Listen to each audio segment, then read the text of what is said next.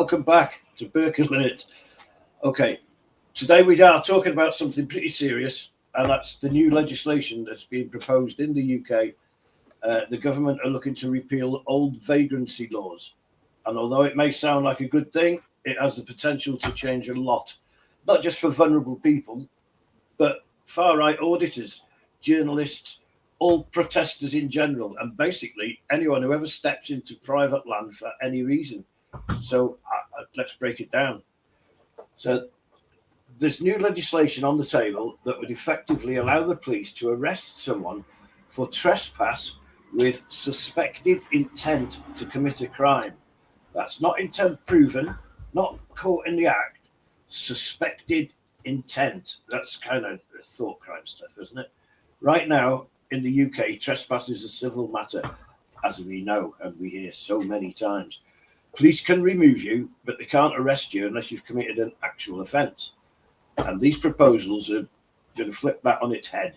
If this becomes law, police would be able to arrest anyone on private land if they believe that that person might commit a crime at some point. And yes, that includes homeless people seeking shelter, protesters stepping off the pavement, and even far-right auditors entering buildings to film. So here's the thing. The Vagrancy Act is infamous and it technically criminalises homeless people. And that is terrible. Nobody is defending that. But historically, its original purpose was to hold parishes and councils accountable for homelessness. It existed in a period where the state believed that everybody should be housed and be sort of quote unquote productive. And if homelessness rose, then local authorities were considered to have failed in their duties and could face consequences. Was it perfect? Absolutely not. Workhouses existed and exploitation of the system was massive. But baked into that old law were several protections for homeless people, such as the requirements for authorities to offer support, temporary accommodation provisions, directions to shelters, welfare interventions, and limits on arbitrary police action. Again, flawed system, flawed era. But the idea was that homeless people shouldn't simply be punished, that they were supposed to be helped. Now we fast forward to today. The government is presenting this as a compassionate reform, in quotes, getting rid of an outdated, cruel law. But the replacement doesn't actually create new safeguards or support structures. Instead, it makes it easier for police to arrest homeless people who take shelter on private property, because now trespass can be treated as a criminal matter when intent is suspected. And the government says this will help stop organised begging. But in reality, the biggest impact will be at street level. It becomes much simpler for police to remove, fine or arrest people who are just trying to survive.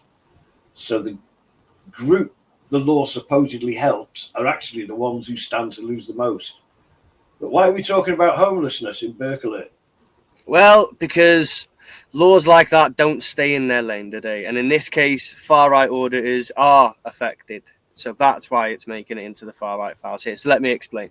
In order to do so, I'm just going to pull up a quick clip here.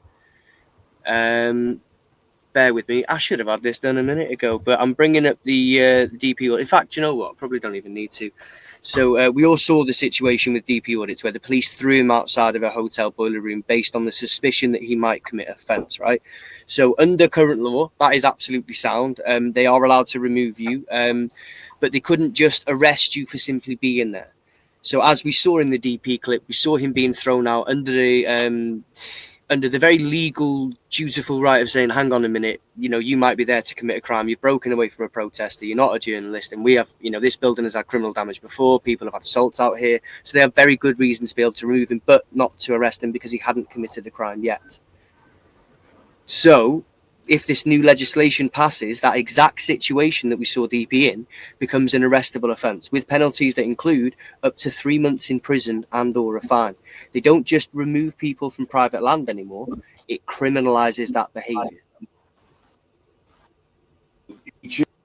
After all, there are auditors and hotel invaders who cause harm, who behave aggressively, who shout racist tropes about illegals while abusing staff, who put workers and residents at risk. Yes, there are bad actors who absolutely deserve consequences. But, and here's the problem, this legislation is designed in a way that catches everyone, not just the worst cases. It affects homeless people, casual hikers, rambling groups. And the rambling groups put in lots of efforts over the years. They did lots of stuff to keep their rights, the right to ramble. And it scooped that up as well. And it'll also affect activists, journalists, peaceful protesters, people who accidentally step onto private land, and yes, auditors. In fact, this will undoubtedly make things harder for genuine auditors who aren't far-right racist supremacists, who do use Pinnock principles as a way to hold overstepping powers to account. This is where it gets dangerous, though. So, I mean, a lot of protests happens near corporate buildings, government sites, private car parks, hotel grounds, shopping centres, privately owned public spaces, public, in quotation marks there, because they do exist, privately owned public spaces. So if someone steps off the pavement and into private land, the police could say that they suspect intent to commit a crime. And that could be used against all sorts of people, like environmental protesters, anti-war protesters, union pickets. We're looking at housing activists, anti-racist marches, students occupying buildings. It demolishes the idea of sit-ins, or anyone refusing to leave private land during pretty much any form of demonstration that you can think of. So could this mean the end of hotel auditing? In our opinion, and we're not claiming to be experts, as usual. Remember, this is the Burke alert. Yes, we think this could effectively spell the end of hotel auditing as we currently know it, because stepping into a lobby, entering a private corridor, passing a staff-only sign, approaching restricted areas, or even filming in a semi-private space could be interpreted as trespass with suspected intent. And if police are called, it's no longer please leave, it's an arrestable offence.